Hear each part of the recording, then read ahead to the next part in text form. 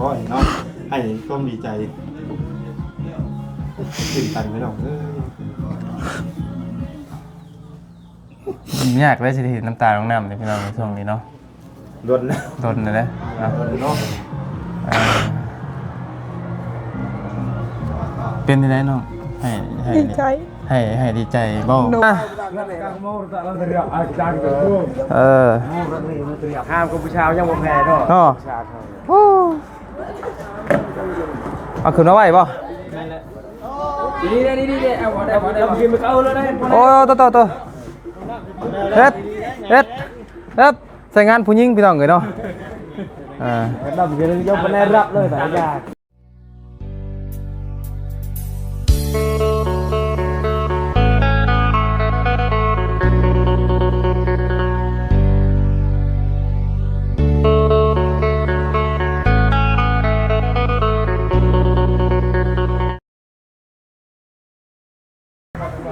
พี่น้องกันเนาะทักทายกับสบายดีพี่น้องเบิร์ดทุกคนนักบ่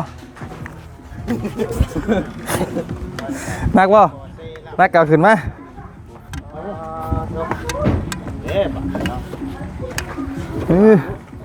โอ้น้องน้ำยกเองได้บ่น้องน้ำยกขึ้นมาบอกแล้วแบกกับทางแล้วเอาไปมอนตัวรับตัวมาห้ามกับผู้ชายยังบ่แพ้เนาะเอาขึ้นมาไหวป่ะนี่เอาได้กินไปเอาเลยได้โอ้ตัวเฮ็ดใส่งานผู้หญิงพี่น้องเลยเนาะดำกินยกคะแนนรับเลยแต่ยากพ่อตัวอย่างของเมียเนาะสร้างกันเลยสิเมื่อไรบอกป่ะนี่ครับเดี๋ยวเนาะบอสสร้างอย่างนะสบายดีเนาะเรียบร้อยเนาะเดือดตะวันใหญ่ป่ะโอ้ห่อนเนาะเพียงเนาะคักปัญญังพี่น้องเลยเนาะงามเคอยู่พี่น้องเลยหมื่นมาติดบานใหญ่เนาะ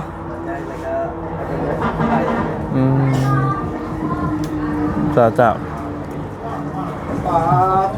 ใช่มันไม่ใช่ป่ะฮะไปได้พี่น้องเด้อเนาะ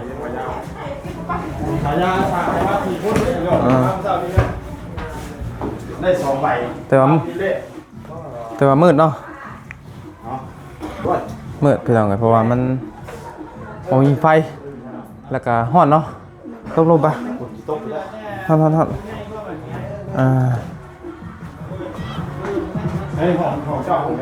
เมื่อจากโมงเสียงเมื่อแล้วว่าบัดนี้จ้าไปลองเลยมาบ้านน้องน้ำเขาเฮ็ดดอกลองบ่บอกเพิ่นเต้นกีดินกันซิ่วจักบ่เด็กน้อยเนาะหน่อยเต้นม่วนกันพี่ชื่อพี่น้องเลยเนาะยาเด็กน้อยนี่สรุปตรงนี้เนาะยามันดอกมันมึนหลายกันมันตกรถสบายดีเด้อว่าหยังสบายดีเนาะเย็นป่ะเย็นจะไปปิดเด้เห็นป่ะปิดเอาเย็นเนาะยังไม่ได้เจาะเลยเนาะยังไม่ได้เจาะหูเจาะหรือบ่จบแล้วเจาะหูหรือบ่เจ้าหูยังโยยังว่าไปเลยงามเลยเนาะเลื่อมคักกะดิเกี่ยงคักกะดิงามเนาะเอาดื้อ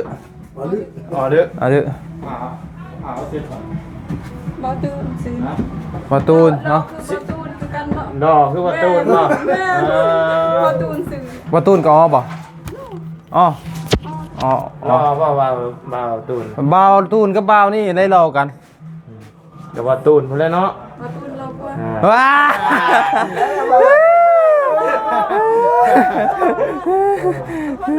อะไรวะเป็นยังไงก็ รอก็คือรอแหละเนาะสิไปบังคับให้บ่าวนี่เด้บ่าวลุงหนวดก็บ่อะไรเด้ ตัดสินใจมึงลูก บ่ เบาลูกหนวดก็บางยาวได้ไหม เราไม่ได้ เรื่องเราคนรอก็สำคัญแต่ว่าลูกแต่ท่านลุงหนวดนี่ลูกซองแหละ ใครกระดูกซองกันเนาะ ข่อยกระดูกชอ ถ้าคน ข่อย ที่ได้ เลยยอมได้ข่อยขี้ได้กัน ข่อยกระซองกัน บาลายกันโลเนี่ย อ่านตบบัวในรูปหลังเนาะ กลับมาเว้าแล้วบาดเลย เนาะ ไปรักษาเฉยเฮ้ย บาลายมีเมียแล้ว ฮะบ่เกี่ยวกับมีเมีย มีเมียคือกัน บ่ได้ถามเรื่องว่ามีเมียถามมาเรื่องรอซื่อ ถามเรื่องล้อ เสร็จรอเนาะ เปลี่ยนแล้วไง เปลี่ยนแล้วก่อนนี่กลับคืนเหรอเนาะ กับเพื่อนแล้วพี่น้อง ลุงหนวดตะกี้ก็รอได้เมียเห็นเม็ดไห่น้ำบุได้ หา ว้าย เม็ดไห่น้ำมาก่อนนะ มีให้น้ำบ่ แมน โอ้ แม่ลุงเนี่ยรักเกิดเพิ่นไป แมนจะตีเมียเปล่าเมียหาย อ๋อรักเกิดเพิ่นไป มันตีเมียบ่ เนาะ ว่าเมียลุงหนวดนี่เขาลบเป็นอย่าง บ่ ไปตีลูกตีเมียตีเมียแล้ว มีแต่เมียตี ไม่ตีไม่ตีไอ้เลยพี่น้อง บ่เชื่อนะเมื่อ ฮะ จำไดคือเอาไข่ตีหลายก็เทื่อเนาะ เนอะ เจ้าเห็นได้ใช้ บ่เห็นใส่ขึ้นนั่นเมียเจ้าอยากได้เจ้าบ่เมียเจ้ายังมักเจ้าบ่ ฮะ โดย เห็นขี้ลายเขาบ่มัก แม่ แม่ควบน้องหน้าโน่เลย เบ้าให้ บ่มีแผลเอาเด้ แม่ให้สิเอา โน่ ค่อยมักผู้ใดค่อยถึกใจค่อยมักกัน บ่ ค่อยถึกใจค่อยบ่มัก โอ้ คะแนนมันนะเนาะ ก็แนวมันแหละเนาะ ได้เป็นพวกงานที่ได้งามกับถ้าสเปคเดี๋ยวว่าก้มมักหักก้มโกงใจกันออกอยู่กัน บ่ ได้เนาะ บัดนี้บ่เรื่องนี้ใส่พร้อมได้บัตรพี่น้องกันเนาะ ใส่ใจคอเลยที ใช้ห้องเจ้าอยู่ไสเอาห้องนี่บ่อ๋อ ให้คอยเห็นทางเลยเนาะ มันปอ สบายเปิดประตู เออ เปิดประตูเห็นทีมงานมา บ่ได้มาได้บัดนี้เพิ่นแล้วเลย มาอย่างนี้สิต้อนรับใช่ป่ะ ฮะ ยังตอนนับยก อันนึง เพราะมีแต่รุ่นจิวนี่เนาะ เขาก็บุญพี่น้องกัน มี เนาะ แต่รุ่นจิวพี่น้องเตรี ยื ย ม ม ข คอ อ อย่าง มาบุญใส่เขาว่าของข่อย ตัวได้เขารู้หนวดนะ สักเด้อ นั่นไงเรา แม่น ของข่อยตายแล้วนอกสเปเล่เลยพี่น้องกันเนาะ เราจะไปได้ตายเห็นคลิปอันมึงเศร้าดิวะ เออ อุ้ยเสียงเลย มีเสียงพี่น้องเลยเนาะมาเบิ่งความสำเร็จ แม่น อีกรอบหนึงพี่น้องกันเนาะความสำเร็จ ก็ ข คือ อง เสาเพชรคือกันภาษาไทยก็มาก้อยก็คือกัน อืม จะว่าภาษาไทยก็เป็น บ่เป็น เป็นบ่สบายดีค่ะดูฮะ สวัส บ่ ดี เป็น ค่ะ สบายดีค่ะ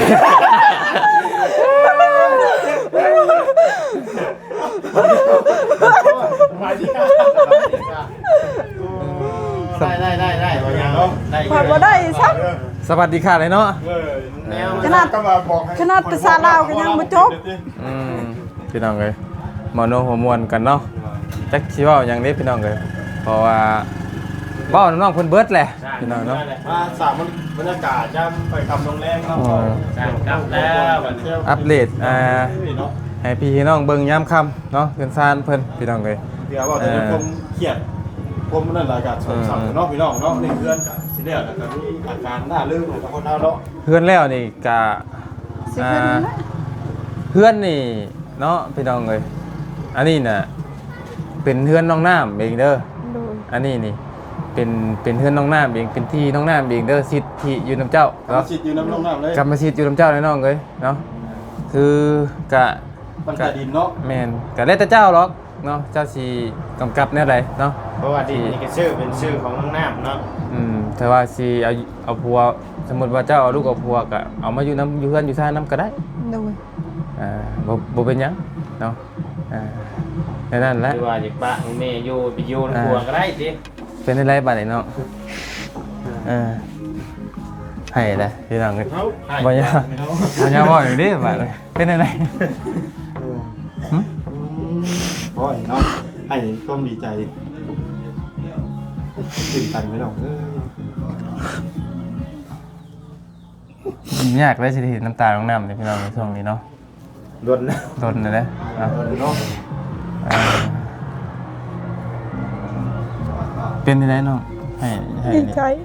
ให้ดีใจเบ้า โดย ที่ไอ้เบ้าว่ากรรมสิทธิ์นี่เป็นของเจ้าเบิดนี่บ่หรือว่าไหน บ่ดีใจบ่เคยได้แบบนี้ อืม บ่คิดบ่ฝันเลย ไอ้ก็ดีใจนั่นแหละเนาะก็ดีใจท่านเจ้าเนี่ยที่เฮือนซานตอนนี้ก็ที่สำเร็จแล้วล่ะเนาะก็คือไอ้เบ้าเนี่ยก็คือว่าต้นต้นจบนั่นแหละพี่น้องกันเนาะเพื่อนนี่เป็นเพื่อนสมทบนำกันเบิดทีมงานเฮาพี่น้องเลยแล้วก็ทางเฮาหมู่เฮานี่ร่วมแรงร่วมใจกันผู้ใหญ่เพิ่นสร้างเฮือนนี่ตั้งแต่ว่าดินเนาะดินเป็นชื่อของน้องเพิ่นเฮือนนี่ก็ผู้ใหญ่ก็คือสร้างให้น้องเพิ่นเนาะคือสมมุติว่าเอาลูกกับผัวนี่ส่วนมากที่เราเทิงเพิ่นนี่มีแต่ว่าเอาลูกกับผัวแต่สิไปอยู่นำไปอยู่นำผัวมันบ่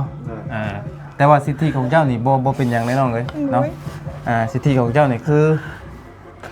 มันสิทธิของเจ้าเฮือนนี่เฮือนเจ้าเองเด้เนาะเจ้าบ่มือก รรมสิทธิ์อยู่ที่เดียว แม่นเจ้าผัวมาอยู่นํก็ได้ อันนี้ก็แล้วแต่เจ้าสิจัดแจงเรื่องครอบครัวเจ้าตัวนี้นะ ชิดเจ้าสิให้พายุก็ได้บ่ให้พายุก็ได้ แม่น นั่งนี่ เนาะ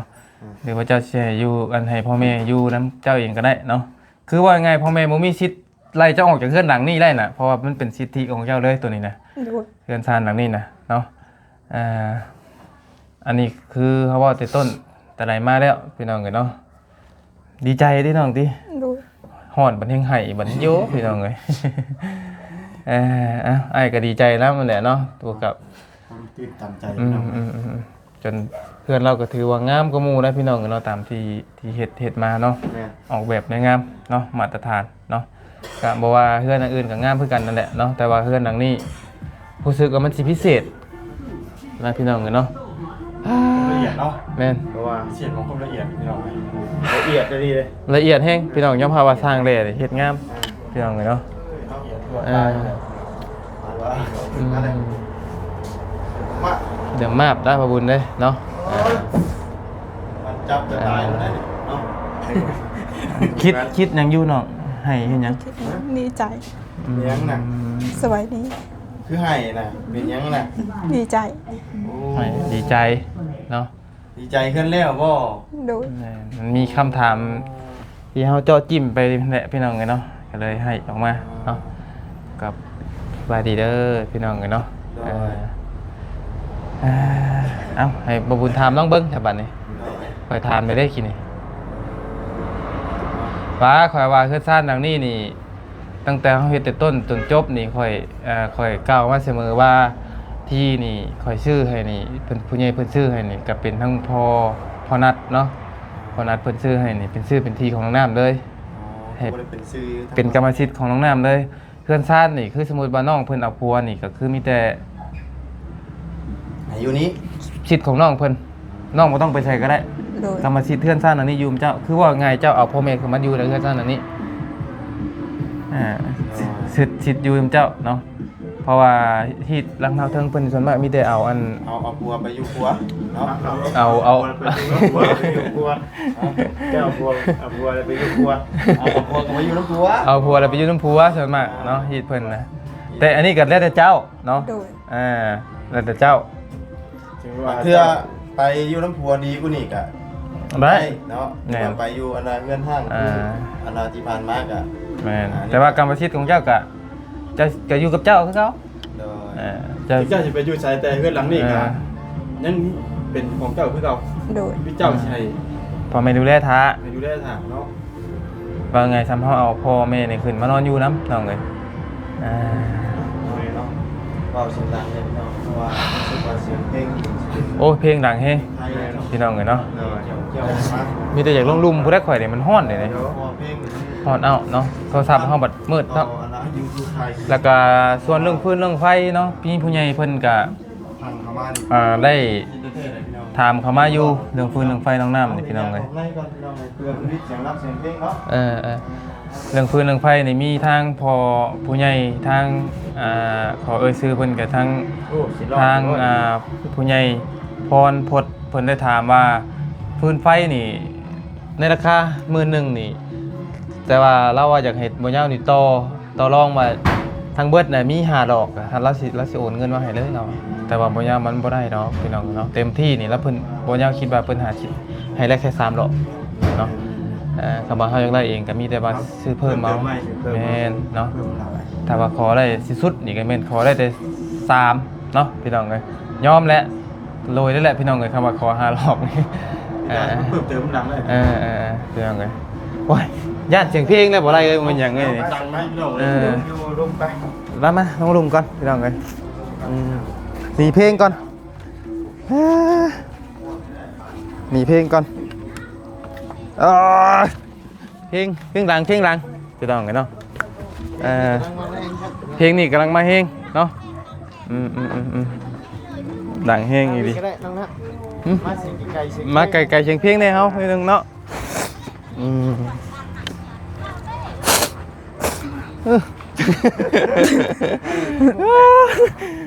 ให้จนขี้ให้จนขี้มูกแตกขี้มูกแตนบ่แม่นขี้มูกเป็นบัดความดีใจ ขี้มูกแห่งความดีใจพี่น้องไงเนาะใจนำทางน้องเนาะ เพิ่งเลยพี่น้องเคยบ่ได้เห็นน้ำตาแล้วเลยเนาะถือว่าโดนนานพอสมควรเลยพี่น้องเลยเนาะอันมาเฮาเกิดไปเด้ จักบ่ยาวไปว่าไปก็ยังงงอยู่พี่น้องเลยเนาะเป็นอะไรมันเป็นคำถามตัวใดเนาะที่มันปักเลยกี่นี่บ่นันติคำถามค่อยดีใจเฮ้เฮาปึ้มบ่เคยคิดเลยสิมีจ้าพี่น้องเลยเคยคิดว่าสิมีเป็นของตัวเองเนาะโดยบ่คิดว่าทีมงานสิซอยได้ถึงขนาดนี้ว่าซั่นๆเนาะน้องน้ำนี่ก็คือเป็นเคสเก่าๆทางอันลุงเฮิมเนาะพี่น้องตะกี้เนาะแต่ว่าตะกี้น้องเพิ่นลุงเฮิมมาตะกี้น้องอยากอายแม่นบ่น้องโดยคล้ายๆว่าเล่นนี้นะพี่น้องเอ้ยก็ทางบ่ยาวเองก็บ่ได้คิดว่าน้องเพิ่นสิมาไกลได้ขนาดนี้เลยพี่น้องเอ้ยเพราะว่าอันตอนที่เข้ามาแรกๆก็สิว่านี่แหละพี่น้องเอ้ยไม่ลุงหนวดคือรับแต่ว่าคือมันเท่แฮงอีหลีเด้อพี่น้องขึ้นซ่านเพิ่นแล้วก็จำได้บ่ว่าตอนนั้นน่ะคลิปเราน่ะบ่ยาวมาถ่ายมื้อแรกก็น้องเพิ่นก็ยังเว้าบ่เก่งปานใดยังอยากอายอยู่มาถ่ายรอบที่2เรามาแต่เอาหยังก็น้องเอาแคมแล้วเกิบแล้วน่ะขาดแล้วเราจับขึ้นมาให้บ่ยาวเบิ่งแล้วเราให้พี่น้องเนาะย้อนไปเบิ่งคลิปแล้วก็ FC คือสิยังสิพอจำกันได้หลายคนอยู่พี่น้องเนาะแล้วก็หลังนั้นมากระล่องเป็นเหลืองเฮงตะกี้หนาตะกี้บ่ได้มีสีมีบ้านเดี๋ยวนี้ได้พี่น้องเลยเนาะหนาในค่อนข้างจะเหลืองตะกี้เนาะเพราะว่ากินข้าวบ่ค่อยอิ่มบ่กินข้าวบ่หลายบ่น้องตะกี้นะโดดกินข้าวอยู่แต่เฮ็ดตลอดปีก็ได้อยู่เฮือนหาสิได้พักย่อนนี่ก็คือตอนที่มาพ่อสิมาให้เนาะโดยก็คือไอ้เว้าแหละน้องเอ้ยบ่มีไผซอยเฮาได้ตลอดชีวิตน้องเด้อเนาะจบจากเฮาเฮ็ดเทือนเฮ็ดซ่านแล้วแล้วก็ต่อไปก็แม่นน้องก็ต้องดำรงชีวิตเจ้าของเองเด้เนาะอ้ายถามว่าชุมอ้ายป้าถิ่มไปบ่มันบ่บ่คล้ายๆป้าถิ่มเฮาก็ต้องไปซอยครอบครัวผู้ที่เพิ่นยังรอความช่วยเหลืออยู่เนาะคือน้องน้ำกับอ้ายทางทีมงานและก็หมู่ครูเบิดครูสู่ทุกคนต่อแข่งต่อขาให้ได้แล้วก็แม่นเฮาก็ดำรงชีวิตดำรงไปด้วยตนเองเนาะถามมาถึงป้าถิ่มบอกก็ที่เขามาเยี่ยมมายามอยู่ก็คล้ายๆคือน้องไส้นั่นแหละเนาะส่วนเรื่องพื้นน้องไฟนี่ก็ทางว่ากันตามที่ผู้ใหญ่เพิ่นว่าก็มีแต่ว่าให้เพิ่นติดบานประตูแล้วก่อนว่าซั่นเนาะแล้วเพิ่นสิพังเบิ่งเพิ่นสิเข้าเพิ่นเข้าไฟให้เนาะอันนี้ก็รุ่นมื้อนำกันพี่น้องเอ้ยเพราะว่าบ่ยาวก็บ่อยากเว้าไปหลายเนาะบางเทื่อเว้าไปแล้วมันบ่ได้คือบ่ยาวเว้านี่มีหลายๆ FC สิมาติว่าบ่ยาวขี้โม้อีกพี่น้องเอ้ยเนาะบ่ยาวก็บ่กล้าเว้าไปหลายพี่น้องเอ้ยมีแต่ว่าบ่ต้องห้องต้องให้น้องเอ้ยดีอกดีใจนำหลายๆเนาะมีแต่ว่าคือแล้วจากนั้นก็โอ้ถ้าหามื้อขึ้นเรือนขึ้นศาลเนาะบัดนี้พี่น้องเอ้ยคือสิน้องนุ่งเพิ่นก็ยังบ่ได้เห็นกันพร้อมหน้าพร้อมตาจักเทื่อใดพี่น้องเอ้ยเนาะมีติท่าเบิ่งมื้อขึ้นให้ขึ้นศาลคือสิพ่อหน้าพ่อตากันอยู่ดอกเนาะถามว่ามื้อขึ้นให้ขึ้นศาลนี่มีหยังขึ้นเทิงขึ้นศาลบ่ต้องบ่ถึงพี่น้องบ่มี บ่ยาวตอบให้เลยว่าบ่มีเนาะคือสิบ่มีใกล้ตัวนึงก็ยังบ่มีพี่น้องเอ้ยเนาะ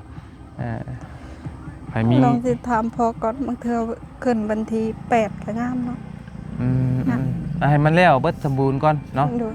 ขึ้นแล้วสมบูรณ์แล้วสมบูรณ์แล้วก็1คือทีมงานพร้อมพี่น้องเอ้ย ต้องให้ต้องทีมงานอยู่ร่วมกันนี่แหละพร้อมหน้าพร้อมตาพร้อมเด้เนาะขาดไปผู้หนึงกับมันก็บ่คักปานใดเพราะว่าคือเฮือนนี่มันว่ายังไงเป็นเฮือนที่สมทบกันเนาะพี่น้องเอ้ยทั้งบ่ยาวก็มีทั้งหลายคนพี่น้องเนาะ ด้วยล่ะ หลายคนช่วยกันทางเฮาก็อยากให้อยู่พร้อมกันพร้อมหน้าพร้อมตากันเนาะมีแต่ว่ามันแล้วมันหยังมันทั่วเลยปรึกษากับทีมงานก็มีแต่ให้น้องน้ำหามื้อคืนนั้นคืนซั่นน้องจังไปหาเนาะ โดย เพราะว่าอาจจะได้ขึ้นก่อนปีใหม่ยีดอกเนาะ ประสบการณ์บ่ แม่นก่อนอยู่แล้วพี่น้องน่าสิได้เอาได้นี่อีกบ่กี่มื้อก็ได้เอานี่ สร้างคนเราผู้อื่นเพิ่นก็สิได้ใช้ฐานมันได้ ก็จบ จบเลยเหรอวะ แม่นบ่มีหยังเลย แม่น แม่นแล้วพี่น้องเอ้ยเนาะโอเคแล้วบ่บ่ไรมีแต่อ้ายสิออกไปป้าก่อนเด้อสบัดนี้เด้อ กินข้าวกินน้ำก่อน บ่เป็นหยังหรอกเอิ้นแต่กินปลากระป๋องเอาไว้รอบเพื่อนเลย มีปลาไม้ยำใดกับปลาติ๊กคุกเด้อกินนะ บ่มีหยังไงก็บ่มีหยังมาต้อนมีแต่มื้ออื่นผู้ใดเด้อซื่อๆอันนี้มาต้อนมายามอยู่ในกินกันเนาะพี่น้องเอ้ยช่วงนี้ไอ้ก็แห้งคือกันช่วงนี้ ว่าสิว่าไอ้ยาวมาคือบ่มีหยังมาต้อนมายาม บ่ แห้งคือกันน้องเอ้ยช่วงนี้ บ่ได้หาดอกเรื่องตอนเรื่องหยัง เห็นหน้าก็ดีใจเนาะ โดยซุมบ่าวมาก็ดีใจ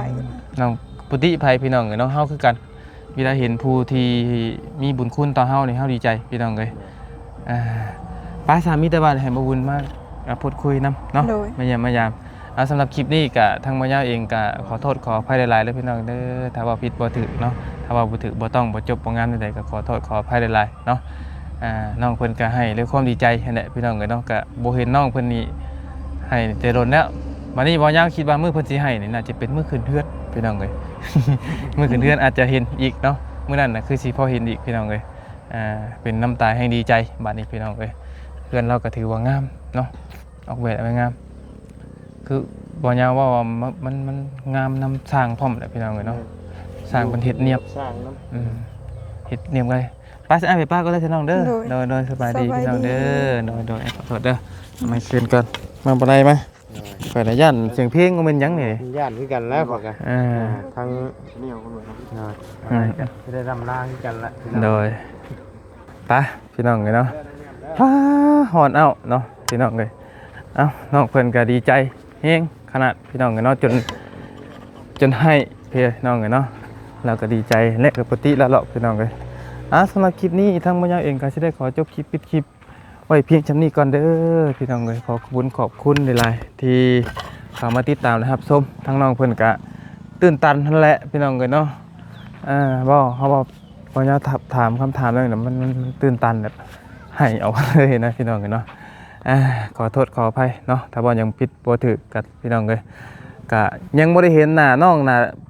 พี่น้องนุ่งเพิ่นพร้อมหน้าพร้อมตากันนี่บ่เห็นเด้อพี่น้องบ่เห็นย้อนจากว่าเฮือนซ่านมันมีหม่องอยู่หม่องซ่อนหม่องเซาแล้วบ่เห็น